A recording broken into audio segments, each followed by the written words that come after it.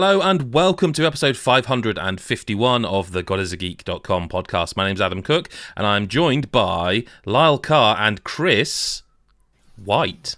Hello, Chris White.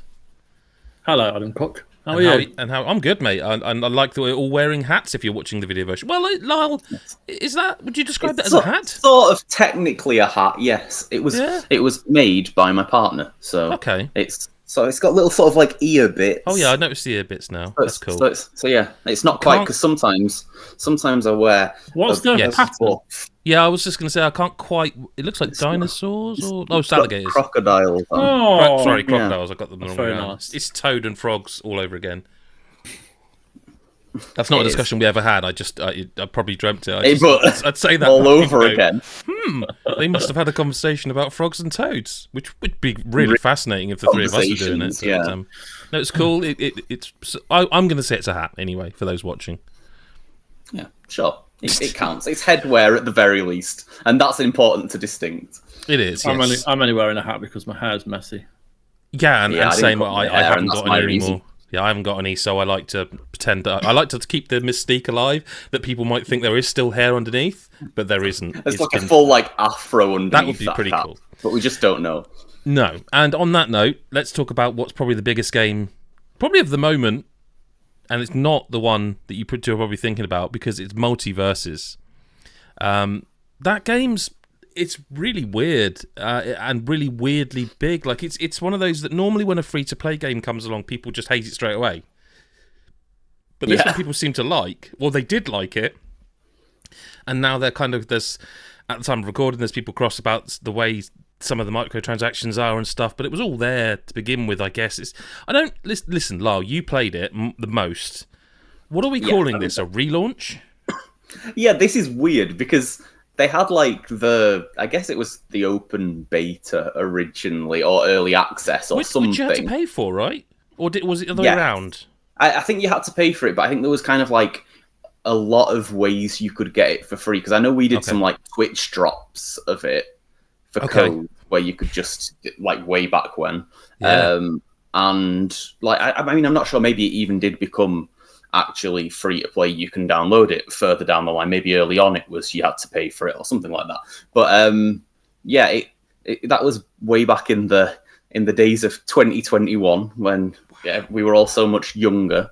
Was it? Or was it 2022? Something like that. It was over 2 years ago, but I'm not sure by how much. Yeah. Wow. And then back now. But it's back now. It went away for about a year, I think. Yeah, it was pretty much a whole year. And now it's back. If you didn't know, it is What If Super Smash Brothers, but Warner Brothers instead of Nintendo.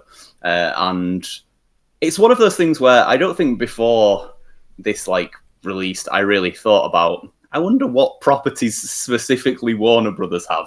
And there are some obvious ones. Well, you think of Looney Tunes. That's fair enough. But it's also a billion movies and TV shows that you might not associate. And that means that the cast is kind of wild. It was wild back in early access, and it's only bigger now. Have you seen this does relate. Have you seen Space Jam: A New Legacy? With LeBron James. Yeah, I haven't. I have played as LeBron James in Multiversus. The reason I say it is because at the end there's this big important basketball game, obviously, and all Warner Brothers characters turn up to watch the game, and you've got Miss Agent Smith and who is also but there's loads of characters. So I don't know whether that kind of started it all. Another question, just quickly: how much of the roster is unlocked from you just downloading the free-to-play game? So when you just download, you handle that. Yeah, when you download the free-to-play game, you basically have, I think you have no characters really, but how it works is Shaggy. Do you have Shaggy for certain? Oh, you must have, right? Because he's the tutorial character. He is the tutorial character, but I'm not certain because how it works is when you start the game, there's I don't know how often they rotate, but there are 3 characters and there's always 4 of them, and they change to different characters, and then you get to experience a few different ones if you're playing free to play and you haven't earned enough currency to unlock a few. what's the banana suit one? Because that one you get for like day 2 of playing login bonus. I saw that today. It's weird. Banana guard. Banana, yeah. Like that is like the day 2 reward for logging into the game. So that one you would definitely. And I assume, I don't know because I've just started playing it again today, but I assume that would be yours.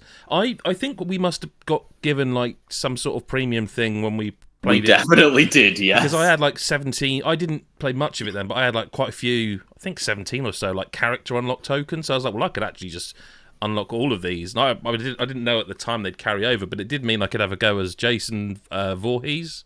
Yep. Who I kind of like. Actually, it's kind of cool. I mean, we can get into the minutiae of it all because it is good word. Thank you. It is Smash Bros. Like, there's no, and that's not like a slur on the game, but it is like there's the comparison is Smash Bros. Yeah, but it's also not like when like not to. I mean, I'm going to shit on a different game now, kind of, unfortunately. But it's not like when the Nickelodeon Smash Bros. Games come out, and you're like, it's fun, and they are fun. I really enjoyed. Like, I think I reviewed one of them, and I was like, this is a lot of fun. But it's like it's not quite that level of like crisp and mechanically like like because Smash Bros. Is played like fucking like in like Evo and fighting game tournaments and all that sort of shit. Like. And like this is that level of like polish, that level of like it feels that good to play. But then alongside that, you've got kind of a lot of different modes. Like they've added in a very like a sort of like I guess it's not necessarily a single player like campaign, but it's kind of like because you can play it in co-op as well. But like it's like can you? You can, yeah, and but it's like a branching path where you'll like there'll be some sort of story behind it. Like one of them that I got to play in preview was like Velma and Batman were competing to see who was the greatest detective. So the one that seems to be live right now is about Joker, I think. Yeah, I played that one as well. In fact, the best way I can help Chris out here a little bit because I think I know a mode in another game. Actually, it's another Warner Bros. Game now I think about it. Do you know not the story mode of Mortal Kombat, the recent one? Conquest. Is that what it was called? Conquest, where you go through the house. Yeah. With a K. It's less involved. Like don't. It's just a menu screen of like branching. There's Harley Quinn or Batman, and that's a bad. And it's single player part of it, is it? Well, co-op, like Lyle says. I actually didn't realise that. Or is it local co-op? That's a fine question. Yeah, maybe. I'd happily sit down and play it with like Evie, but not necessarily some random. This is genuinely a guess, but I would hazard probably not local. Yeah. I know it's really weird nowadays where a lot of games are like, we have multiplayer, but not if you're in the same room, and it's all because of the server and account stuff. I think I'm not saying it's definitely not true. Yeah, but then saying that, I got a funny feeling this is going back to whatever the beta or whatever it was called. I've got a funny feeling you could play locally, and it would be like your username +1 or something, or so I don't. And there are definitely like bot battles and equivalents of that alongside the co-op campaign as well. That's true. So it's possible. Yeah. But it's that kind of mode. I haven't finished one of them. Did you like? Because they seem long, like a lot of fights, but also a lot of reward. There's a lot of currencies. There is. Yeah, there is. I mean, it does have that free to play thing of like you're gonna get a lot of currencies. You're maybe not always gonna know what they all do. There are like the single player thing has like specific like unlockable powers that you can passive gems you can equip, and there's quite a bit of depth to it, but like there is like you are going to have to get used to what does this do, where can I use this, what can I use this for, all those sorts of free to play things, which kind of it comes with the territory. But I mean, because you do get a lot of these currencies, it also means that it's not too difficult to unlock a few of your own characters and start to like you might have a week where there's a character that you really love playing as, like Bugs Bunny, the best character, and then you'll be like, oh shit, they're going to rotate out in, tomorrow I've got enough currency to buy them, stuff like that.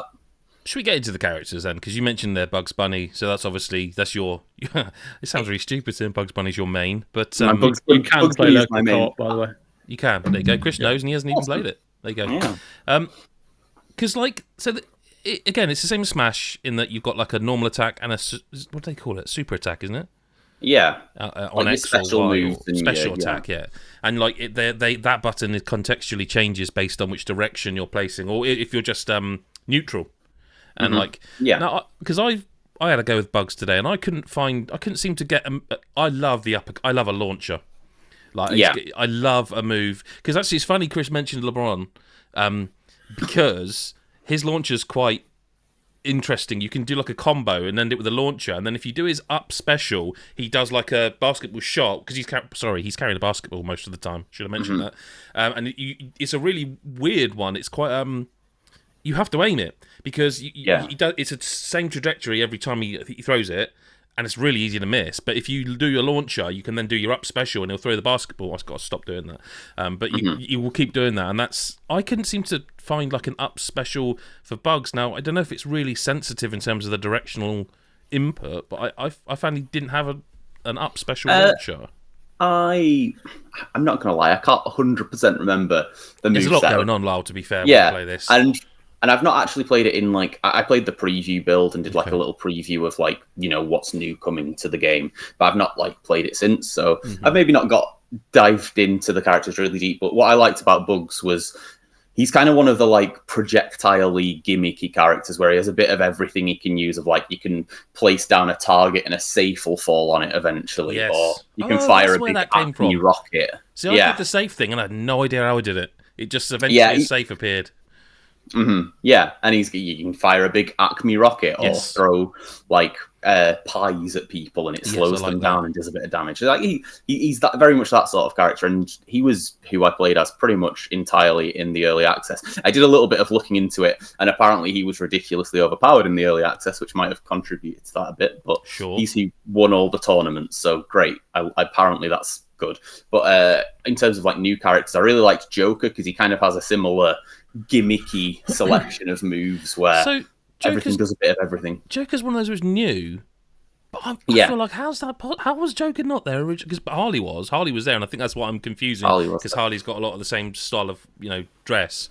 I haven't tried Joker. I've tried Jason, but it's such a weird roster because the person you play as initially, he's like he's the tutorial character. It's Shaggy. Scooby Doo's not in the game still.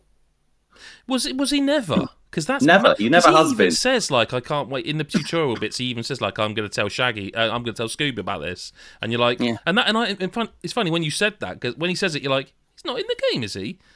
Yeah. There's Mr. Meeseeks from Rick and Morty, but they're not in the No, Rick and Morty are. Rick and Morty are in the game, but Mr. Meeseeks, who's used in the tutorial as like the punching dummy, is not in the game. Although you can summon a Meeseeks as Rick.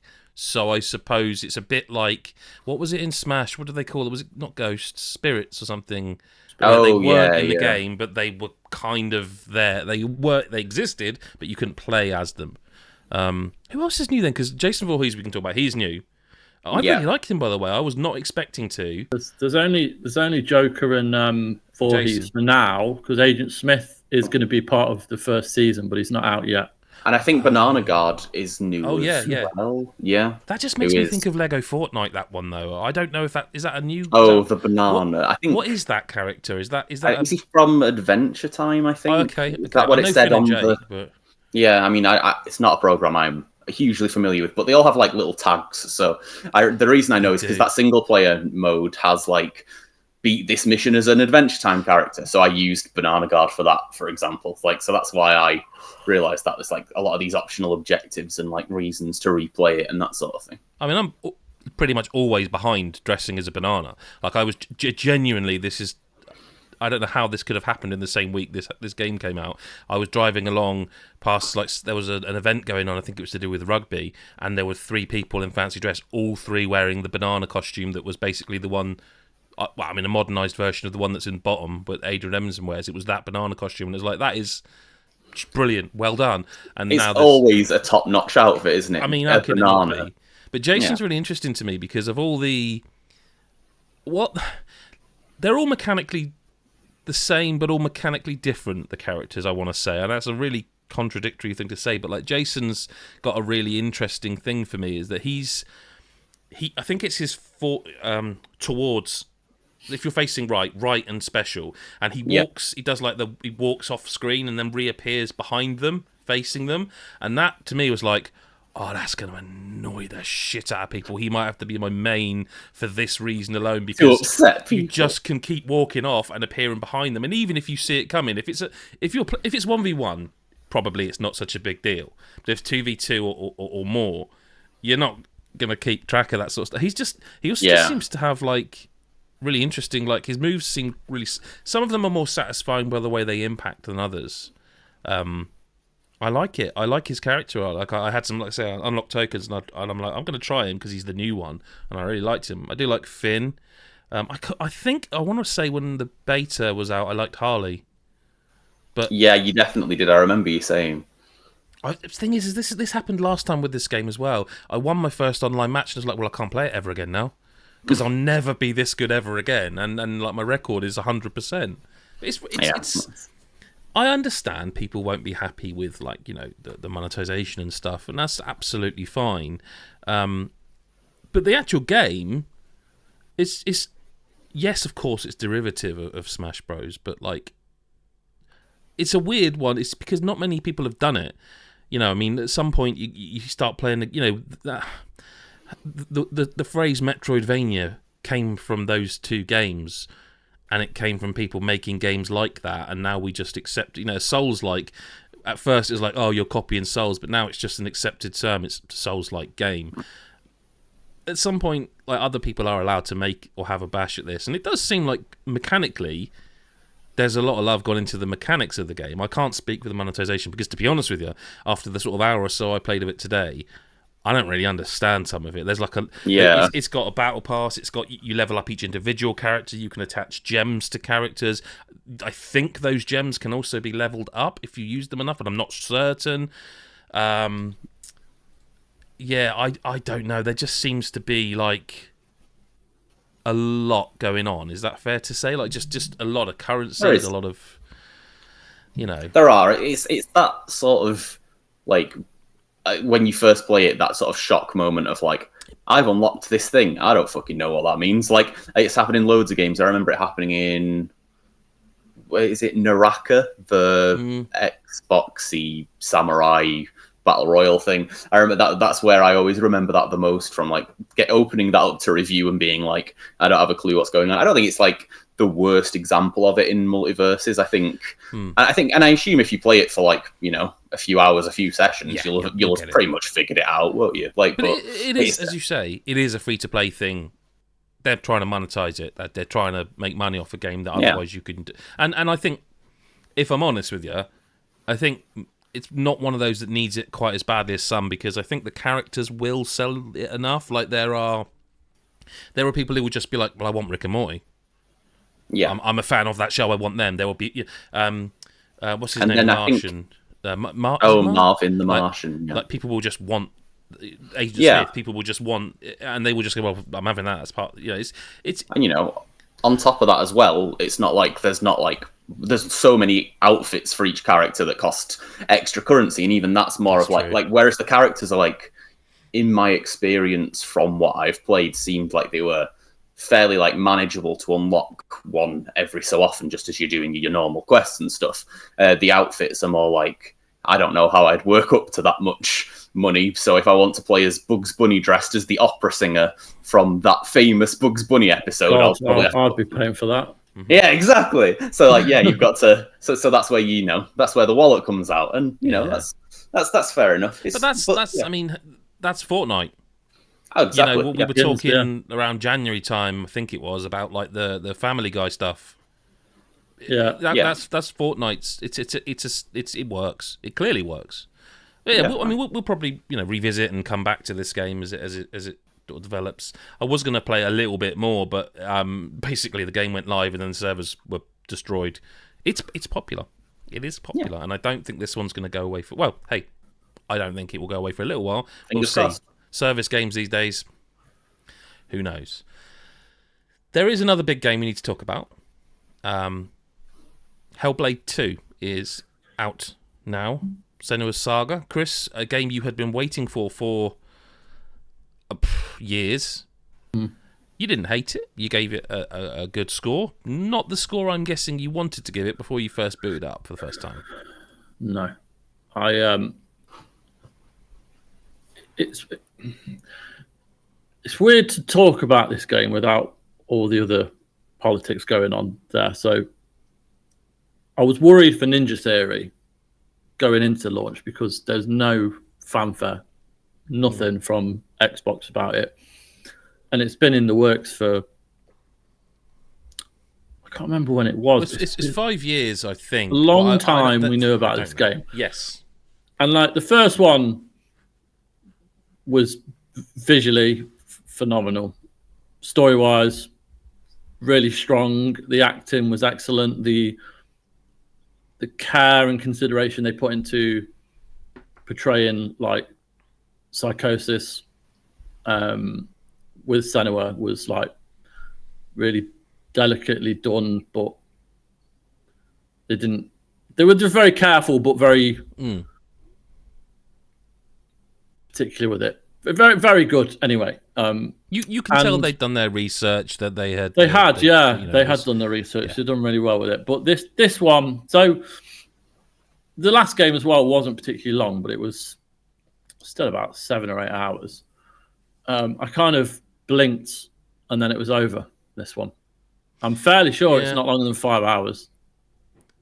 I wouldn't like to say, because I played it in sort of 2 or 3 sessions, and like you say, it does sort of. We're not going to be spoiling. Length isn't always important. That's what I'm told. I've heard that a lot. But but it does matter to this, I think, because it's a big first-party Xbox game. Like it's. But a lot of people think it is though, because this. I know we're not talking about the game so much as the business model almost, but. I still feel like this is an indie studio that just happens to be owned by Microsoft, because don't get me wrong, like the visuals, people, if for some reason you haven't played it, as you're watching this on YouTube, you will see footage, and that is the game. It is unbelievable. It's probably the best looking game I've ever seen. It is. Now, that's not really a wild statement to make. It just is. It blends motion capture with the gameplay to the point where you don't know it's a cutscene. It's just all. But that aside, they've always done that well. They've always done. Back to Heavenly Sword, they were doing motion capture. They're one of my favourite studios. I think Ninja Theory are a very talented bunch of people, and I think there hasn't been a lot of like fanfare. It's all Call of Duty and Activision. But anyway, I'll put that aside. But no, because it's a fair point you say that. But also, do you not think? So my opinion on this is that I understand both sides of people saying, "Hey, no, there were adverts, there were this," and I understand people saying there was not enough marketing.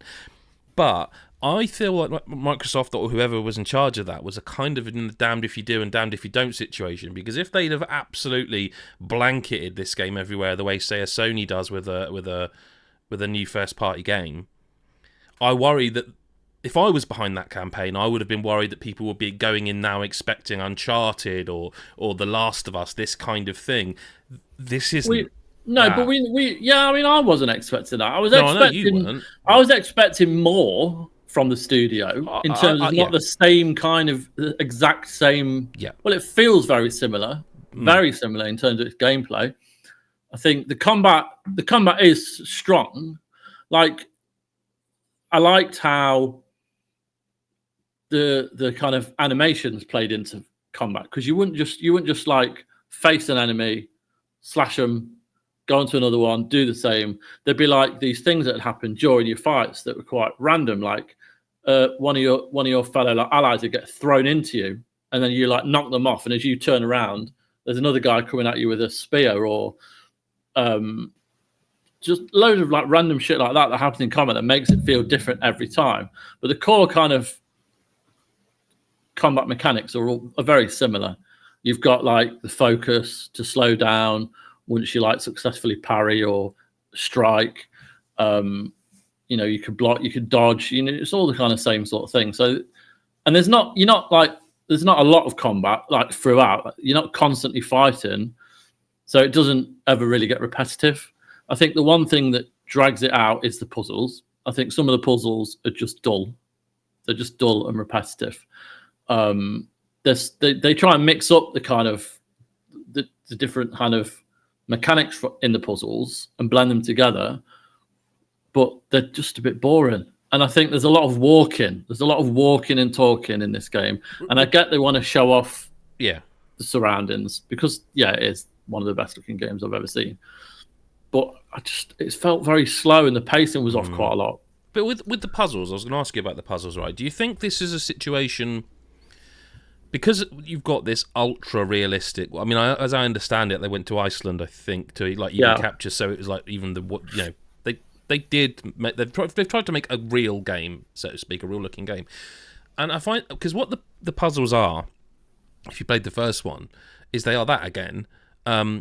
But the thing is that's kind of like a modern version of like almost pixel hunting in an old school point and click game, isn't it? Really, what you're looking for. You're looking for the correct perspective. It's kind of a version of that.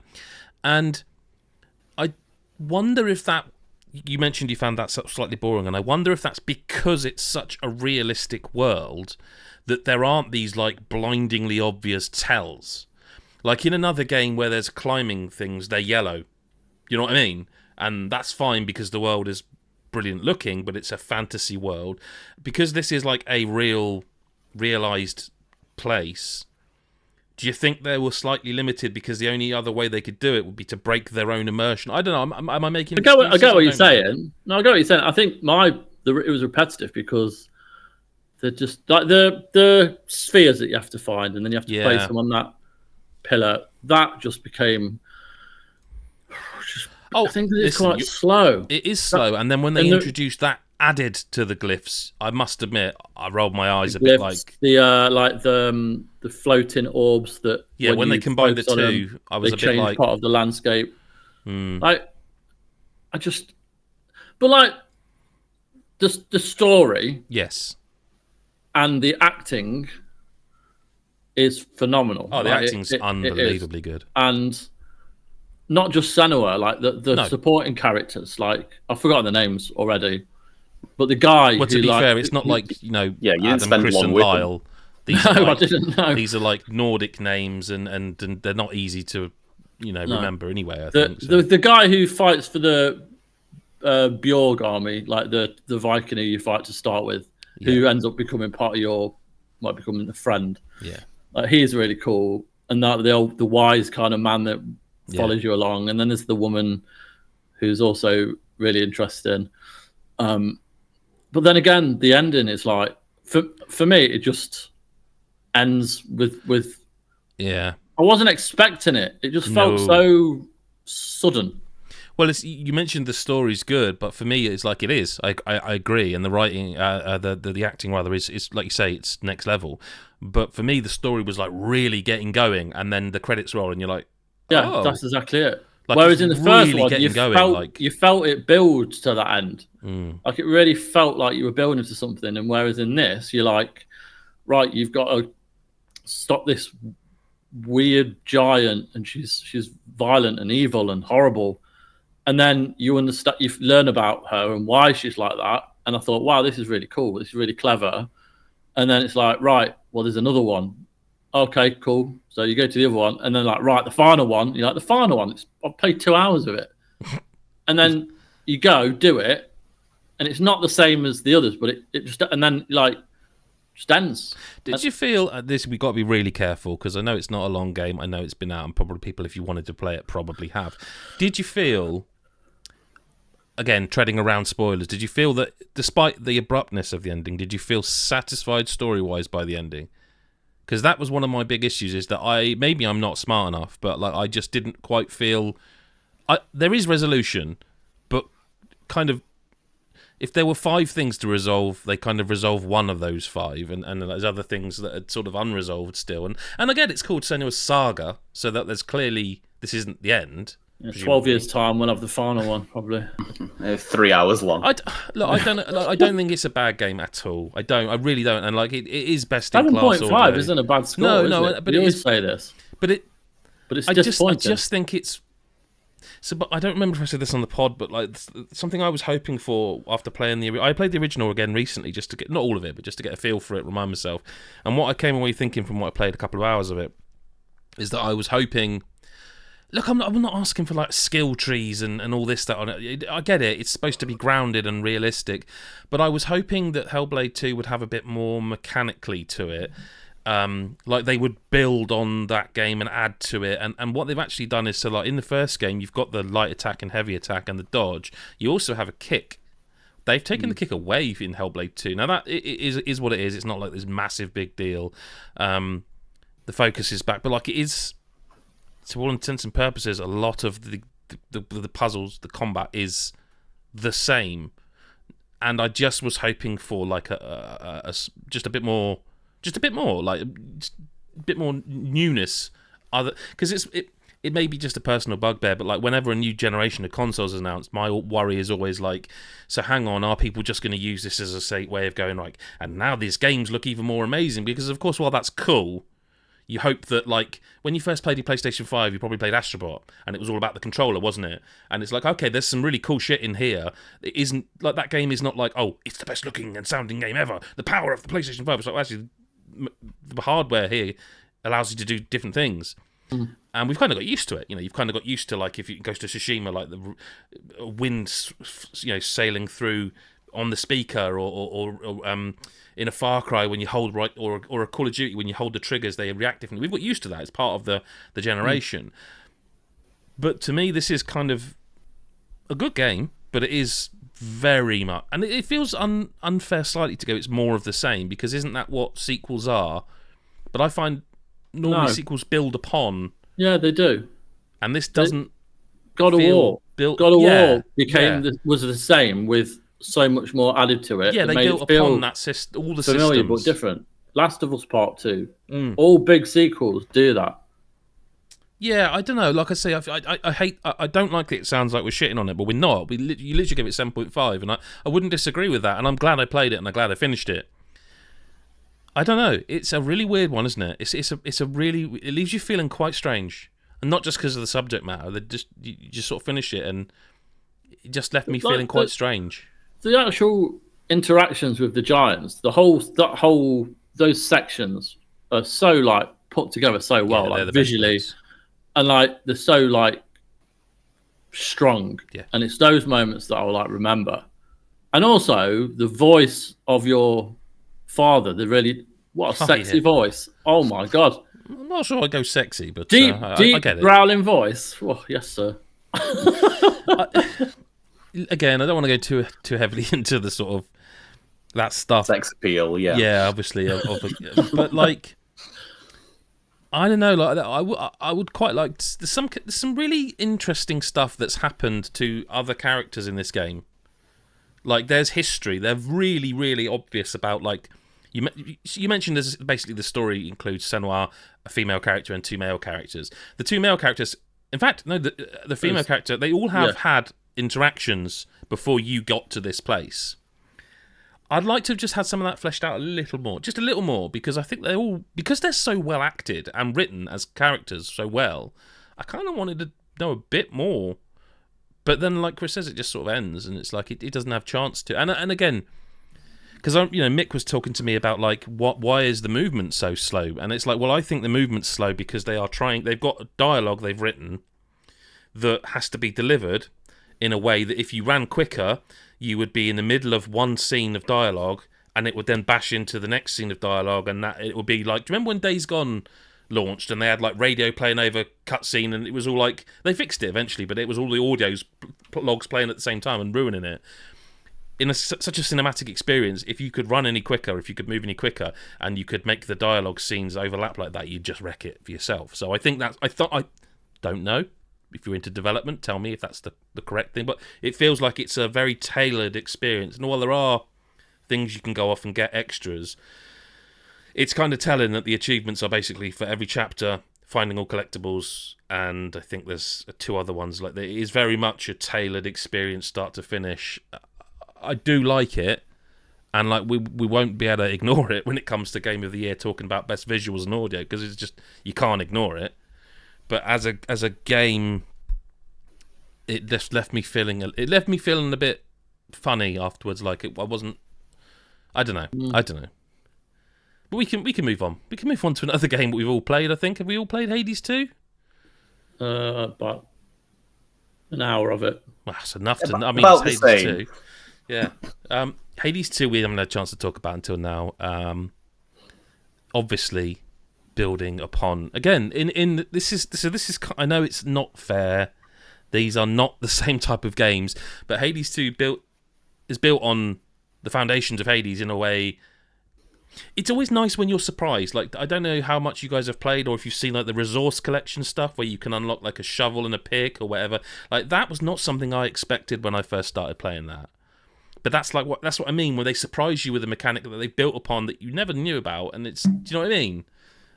And even that they've updated. I don't know if you guys know this, but originally, before the first update, you picked one per run, so you could have the shovel or the pick, and they've updated it now so that you actually sorry, those not watching the video, Chris has got an enormous bottle that tickles me every time. But they've updated so you can access all those resources and all those tools, but you get less of the one you haven't selected as your primary. Lyle, you loved the first Hades, I'm guessing?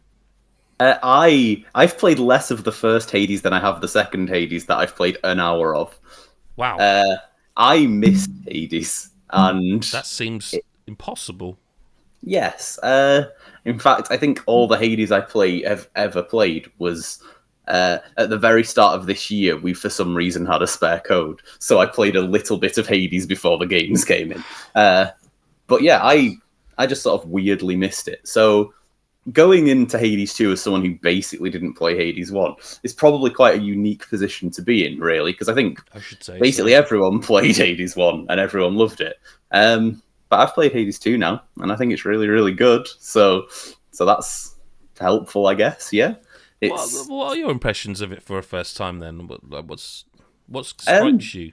Art style, obviously, I'd guess. Yeah, the art style's amazing, and just like the setting in general, the characters are all very interesting, which I don't think you necessarily associate with, a roguelike. That like all the characters are like, I actually want to know more about this person. Usually it's like, I want to go and get another power up, please. Can you stop talking at me? So like there's a good element there of that sort of thing. And then, the gameplay is it's I was kind of expecting, and maybe this was more of a Hades 1 thing of just like, you have like a weapon you use and you get you get your extra little upgrades, but there's like this whole like weird like casting a spell that has an area that like curses people when they're in it and stuff like that. And I was like, it was the move set initially was very much was like me. I was not expecting quite the complexity that there is, I guess. And then I think I've unlocked one other weapon, because I know you sort of start each run with like a specific sort of like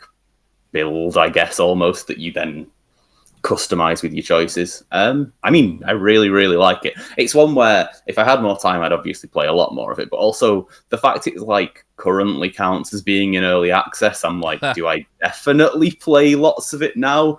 Do I? Because at some point I'm going to play lots of it, and I don't know what the time where I should play lots of it. I can help a little bit, because my mate put about 200 hours into Hades, and he's put about 40 hours into Hades 2, and he's still finding things to do. Like, there are walls, but not for quite some time. And he was because I'm not going to put 40 hours into this. I'm not. I need to finish other games for the end of the year, and I know, it'll probably come up, but it's early access, so it won't I think they said it won't be this year for 1.0. No. I'm pretty sure.